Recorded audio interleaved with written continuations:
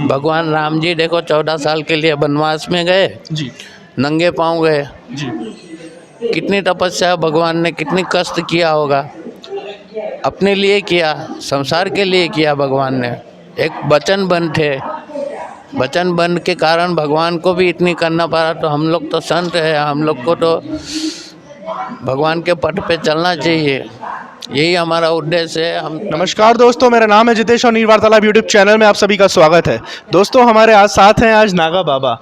तो दोस्तों आप लोगों ने नागा बाबा को बहुत देखा होगा, लेकिन आप लोग इनके जीवन के बारे में नहीं जानते होंगे कि एक नागा बाबा किस तरीके से नागा बाबा बनते हैं, उनकी क्या दिनचर्या रहती है, क्या उनकी साधना रहती है और कितना कठिन मतलब ये पूरा का पूरा सफ़र रहता है। तो चलिए बाबा जी से बात करते हैं। नमस्कार बाबा जी।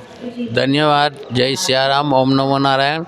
आप सभी को, जनता को मेरे तरफ से मकर संक्रांति का बहुत बहुत धन्यवाद। बाबा जी आपका नाम क्या है और आप कौन से अखाड़े से हैं? मेरा नाम छोटा सा है, नागा बाबा बलदेवपुरी। हम 16 मरी से हैं।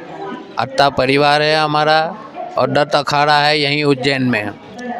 तो दत्त अखाड़े से हैं बाबा जी। बाबा जी आपके मतलब बचपन के बारे में जानना चाहेंगे, किस तरीके से आप नागा बाबा बने?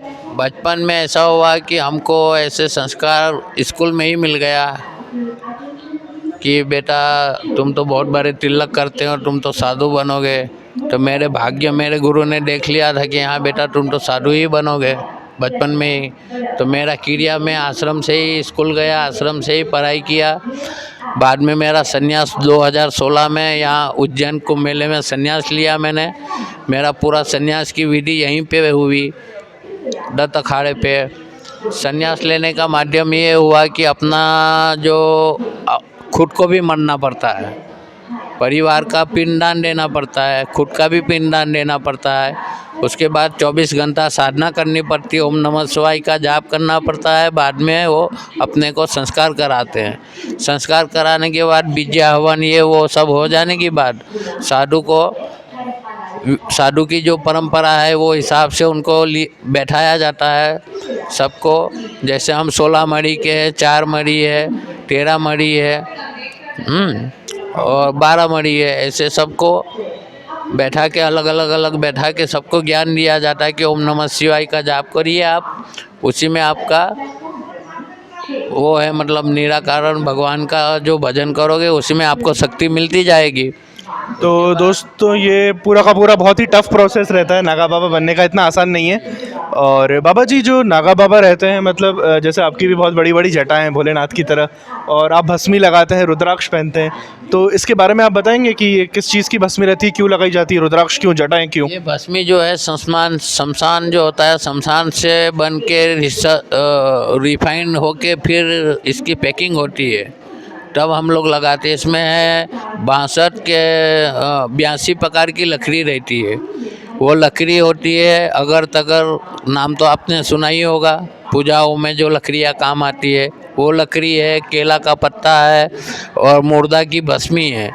ये तीनों चारों मिक्स होके मशीन में इसका प्रोसेस होता है, फिर ये भस्मी तैयार होती काशी विश्वनाथ में, और वो वहाँ से पूरे भारत में बिक्री होती है। और महाकाल को जो भस्मी चढ़ती है वो शमशान से चढ़ती है। तो शमशान वो पहले का समय था, 2016 के पहले जो कुंभ मेला था 2004 में, उस समय ये भस्मी चढ़ती थी। उसके बाद ये परंपरा को बंद कर दिया गया और मंदिर के ही परिसर में एक पुतला जलाया जाता है और वो पुतला को भस्मी बनाने के बाद वही भस्मी चढ़ाया जाता है। तो दोस्तों 2016 के पहले जैसे बाबा जी बता रहे हैं कि मुर्दा की भस्मी चढ़ाई जाती थी, हाँ पहले, पर अभी 2016 के बाद एक पुतला बनाया जाता है, उसको जलाया जाता है, और जो सुबह आप भस्म आरती देखते हैं उसमें उस पुतले की भस्मी है जो महाकाल बाबा को चढ़ाई जाती है।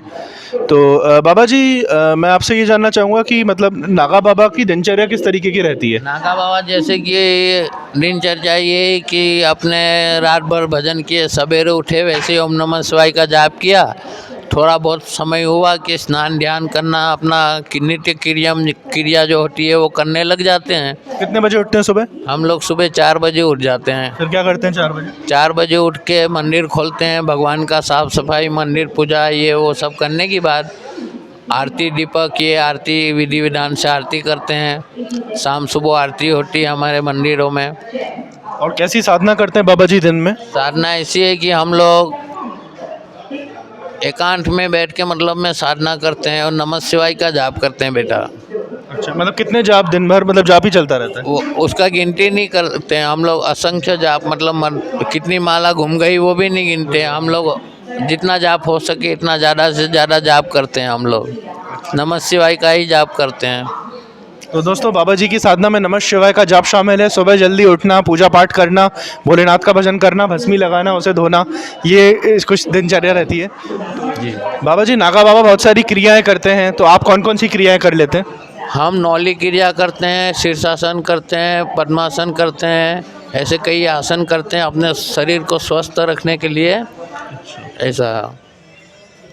और नौली क्रियाएं क्या होती हैं? नौली क्रिया ये होती है कि अपने गर्म पानी किया, एक नाक से लिया, एक नाक से निकाला, अच्छा और दोनों नाक बंद कर दो तो मुंह से निकलेगा।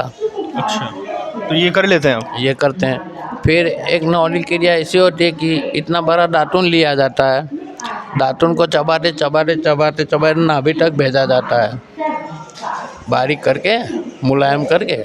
हाँ। तो वो क्रिया जो होती है कि अपनी अंदर की क्रिया है, जो विकार है, वो विकार सब निकालना रहता है। तो आत्मा अपना एकदम पवित्र हो जाता है। पवित्र हो जाने के बाद आप जहाँ मन लगाओगे भगवान के ऊपर, देवताओं के ऊपर, तुरंत ध्यान लग जाएगा। अभी हमारा तीनों स्वर चालू है। मतलब? तीनों स्वर मतलब में सूर्य नर, चंद्र नर, चंद्र स्वर, नाड़ी, सूर्य नारी, चंद्र नर, और एक प्रकृति होती है जो ये बीच में प्रकृति है जी। मेरी। देखो तीनों तीन दिख रही है। तीसरी आंख बीच में, मतलब एक तरीके, हाँ, थोड़ा तीनों। लग तो रहा है मुझे भी। तीनों तीनों जो है ना मेरे शुद्ध रहती है।